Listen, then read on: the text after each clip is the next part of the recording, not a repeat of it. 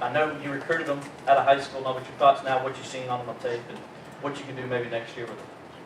Yeah, I think he's the full package. You know, I've known of Cade and known Cade for probably about 3 years now. Recruited him while he was a young pup there at Austin Westlake, and the great career he had at high school level. But yeah, I think, listen, he's very skilled, he's very talented, but I just think between the years, the way he carries himself, it doesn't take a rocket scientist to see that, that's kind of the magic with Cade Klubnik, and so I'm very eager and anxious to get to work with him. We've just got off the road and hadn't been able to do a lot with him or see him too much, but I know that kid's foaming at the mouth just like the rest of our players, and trust me, we as coaches are ready to get going with him too. Garrett, Matt Conley with all three. I think you said this morning that this offense will be a lot different than the TCU offense, or at least somewhat different. Just how do you kind of believe in adapting to personnel and kind of doing what fits them? Yeah, to me, that's the whole deal.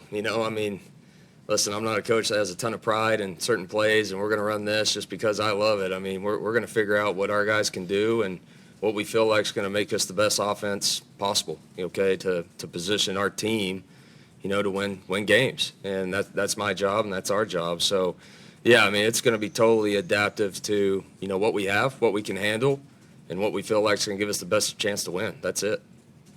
Dabo, if I could ask you a question, Anna with Clemson 24/7. I think this morning you said plays are plays, but how you get into them can be different. Just can you elaborate on that and what you saw? I don't remember what somebody was asking me. Talking about, offense. Obviously there's a lot of collaboration. We got had a lot of success here for a long time, and there's a lot of good coaches in the room, and so you got to get on the same page. Four verticals is four verticals is what I was meaning. Inside zone is inside zone. The counter is the counter. The power is the power. Slants are slants. Digs are digs. Curls are curls. Screens are screens. But how you get to those things, how you procedurally do certain things, cadence, formationing, motions, just verbiage. There's a lot that goes into, we can get on the same page quick as football people because we know, okay, that's the power. We know that's the zone. We know that is a counter. We know that this is a drive concept, a mesh concept, bang eight. We know these things as football people, but everybody calls things differently. So we've got to collaborate, get on the same page so that we can, shorten the learning curve for everybody involved. We all have, backgrounds in offense. So, it starts with Garrett, though, being comfortable with, what he wants to keep, what he wants to change. There's going to be certain things that he's going to learn here that's going to help him, and obviously he's going to bring a whole fresh way of doing certain things where and to again procedurally to get to some of the things that we've done for a long time. Again, football's football. If you break it all down, you'll see a lot of similarities, to be honest with you. But how you do those things and maybe how you game plan those things, how you install those things, how you practice those things, again, how you drill those things, your cadence, et cetera, those things is where you really got to get on the same page and collaborate so that you're all, together there. So that'll be his big task coming up over the next month of February and really studying, and then you got to learn the personnel too. As he said, we got a really good roster, a very talented roster, and there's been some years where they probably had no tight ends, right? And we obviously got some pretty elite dudes there. So it's using your personnel and putting it all together from a staff standpoint. So that'll be fun though. That'll be a lot of fun. Be a lot of fun to learn different things, have a different approach. Again, that's what I meant by it's not like we're going to the triple option here. It's again we all have the same components within offense, but collaborating and getting on the same page will be the fun part. Paul Streeler from Rivals and Tiger Illustrated. What for these 2-3 weeks? What has recruiting been like for you, especially when some of the guys you're bringing in are more familiar with the facilities than you probably are? Yeah, every time we go on a tour or do anything like that in this building or meet somebody new, I'm right there with them because I told the recruits, better not ask me where something is. I'm learning this as we go too. But no, I mean, just the amount of people, the amount of staff, the amount of people just around campus that have, man, just been awesome, and just so welcoming. And not just for me, but some of these recruits as we've had visits and had a junior day the other day, and just the amount of people that truly touch this program, it's pretty amazing, and it's people that are genuine about what they do. I mean, like I said, it doesn't take long to recognize that. Coach Riley, Amanda Poole with Launchbox out of Columbia. When you have such success at TCU in just a matter of 1 year, how do you kind of handle that pressure that Clemson fans might be putting on you to have that same success in just 1 year here? There's always pressure. I mean, that's just kind of how I look at it. That's the job we all signed up for as coaches this day and age, and certainly at this level. But yeah, I mean, pressure's pressure. We know it's going to be there. Try not to put any more on yourself. But yeah, I mean, the expectations I think you put on yourself are always probably a little higher than your fan base. That's just how we're wired as coaches. Coach Riley, Grayson, Tiger Illustrated, just to jump off of Dabo's comment on the tight ends with the elite group, now with Bringsville being the leading man for that position, what kind of advantages can that present in the passing game, especially for your offense? Yeah, I mean, I've been lucky to be successful in the last several years, really, with tight ends, and I think it's going to be kind of a similar situation that way. Is those guys are mismatch problems, right? I mean, there are problems defensively, and if you can do a lot of things with those guys out of that personnel grouping, then it really opens up what you can do from a tempo standpoint and not having to sub all the time and things of that nature that you can get in and out of pretty easily. So, yeah, I mean, I think those guys are going to be a big part of what we do for sure in the passing game and the run game, and we're certainly going to be excited to utilize them. Coach Swinney, I know you've always got your plan. At what point did you kind of say to yourself, okay, I need to make a change here? And then at what point in the past did you ever say, okay, Garrett Riley's the guy that if I ever have an open, I'm going to give him a call? What point did you kind of first say, Yeah. he's going in my contacts? Yeah, honestly, man, I'm so focused during the season. I'm focused solely on that week, that day. That's just kind of how I go about my business. And there's a time and a place where you evaluate. We do that every year. Every year I evaluate everything in our program. We start over, kind of tear it all down, and then we build it back every single year. I always say, hey, we build a new house every year, and we're going to live in it. And so, and some years you have change that happens for other reasons, and some years you create change. So, really just getting away after the game, the last game, and where we were. And again, that was the hard part because we really improved in a lot. I mean, because we had a rough year in 21, but for a lot of reasons. But we got better in a lot of areas. We had our best third down, our best red zone. I think we were 30th in scoring, but I just felt like this was the change that I felt like was best for these players and best for Clemson. And again, ultimately, that's how I make decisions. I'm very prayerful about I don't make any decisions on a whim around here, ever. Every decision I make, I'm incredibly prayerful about it, and I put a lot of thought. And so the best thing was just being able to just get away for a few days and really process and start the evaluation process of our season, and with good perspective, because we had a great year. But I just felt like this was the change that was needed. And 34 first downs and 101 plays, we got to score.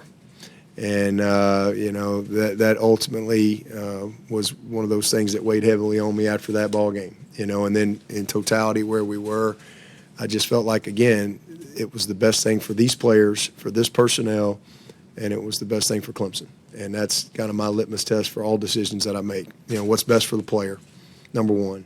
What's best for Clemson. And then once I kind of had peace in that, it was, I didn't want to just make a change to make a change. And, it's got to be the right change. So this was the right change, and the opportunity presented itself. I'd never talked to Garrett. I've been around Lincoln a million times. I usually see him. When we go on a little staff trip right after signing day. I've seen him for several years and been around him, obviously. But I reached out to him and just kind of had a conversation. But it was easy, for him to be on the list, right? I mean, he's the top assistant coach in college football.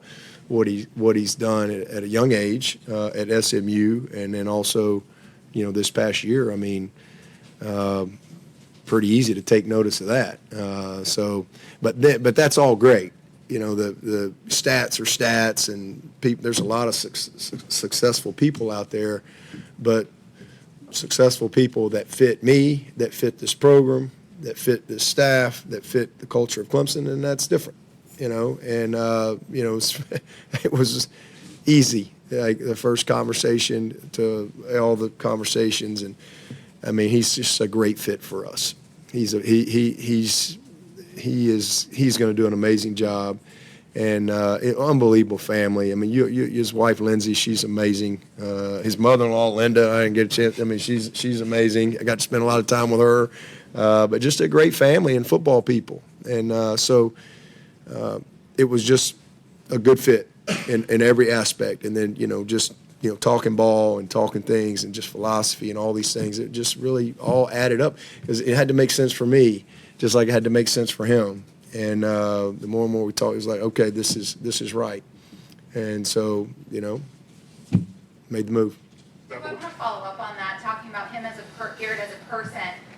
Such a big part of all of this is also the recruiting aspect, and you were able to see right away his ability to connect and communicate with some of the future of this program.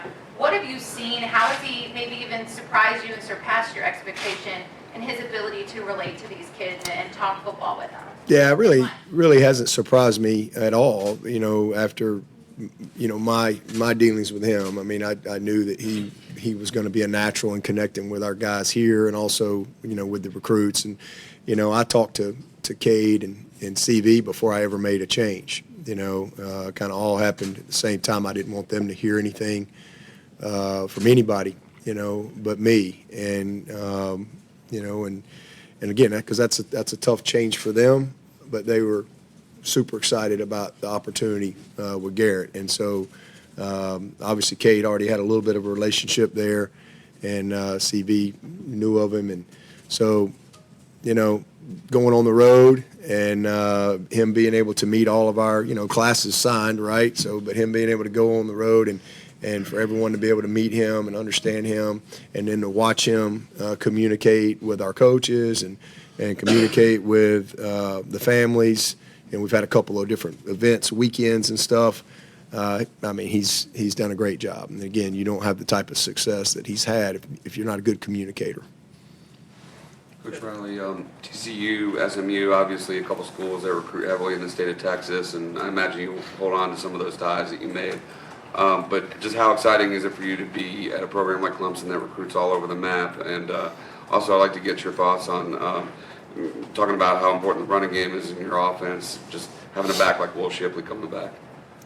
Yeah, I've been in this region before. I've spent 4 years in North Carolina, so man, I'm excited to kind of get back to this region of recruiting. I thought it's always enjoyable as a coach to kind of be able to do that in this region. I think there's a lot of great players, great recruiting bed in the whole, Southeast Carolinas. And, I think it was the second night we went up north to Pennsylvania and Boston and some places that I probably haven't been too much, So it's just cool to experience some of those new things, but certainly was excited to kind of get back to this region to recruit the type of athletes that we're going to recruit, and then with the running back, yeah, I'm excited. I mean, knew of Will when I was at App State. He was kind of coming out of high school at that time, so I certainly had heard about him and have been able to kind of follow his career so far, but certainly excited to work with him. I mean, what a player and what a guy. Just all the stories I've already heard from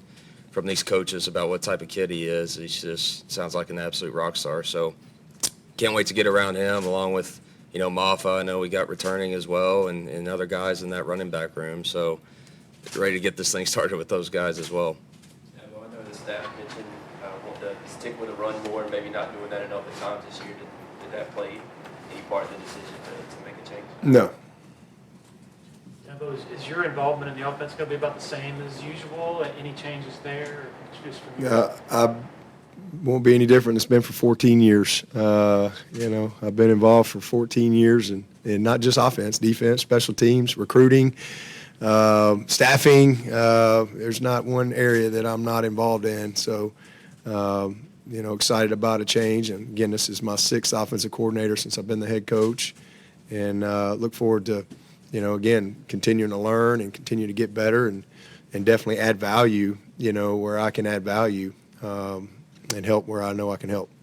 Yeah, but you mentioned scoring, but were there other specific aspects of the offense? Yeah, just pass. We got to get better passing the ball. Period. We got to be better. If we're better throwing the ball, we're going to. I think we've got really great foundation from a run standpoint. But we got to get better throwing and catching, and I think he's going to really help us there. And we got to be better on pass defense too. So those are the 2 areas that we got to really improve this year. And if we do, we'll like the results.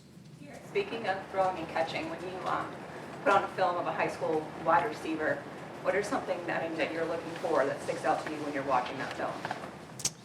I think guys that make competitive plays, guys that truly have ball skills and things that are natural to them of not just always making the play when they're wide open or something like that at the high school level, but when they're covered, when things are contested, making tough catches and competitive plays. That's always something that kind of jumps off the tape for me early on in recruiting and evaluating receivers.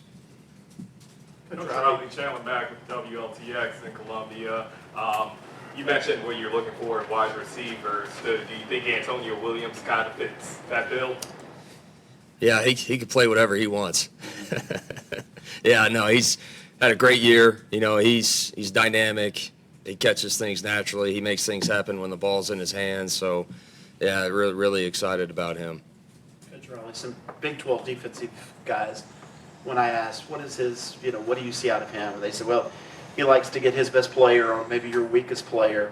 He's great at halftime adjustments, likes to get playmakers in open space. But how would you describe your offensive philosophy if you could just say, this is my mantra, this is what I do? Well, we're gonna be violent and fast. I think it kind of starts there. No matter whether we're in the run game or it's passing game. I mean, we're gonna attack. We're gonna be violent. We're gonna be fast. And I think ultimately it's just about distribution. Whether that's running the football, whether that's throwing it to your tight end or this receiver, that receiver, throwing to the tailback, whatever it may be. I think if you want to become a well-rounded offense that makes it tough on defenses, I think that's probably thing number 1 for me.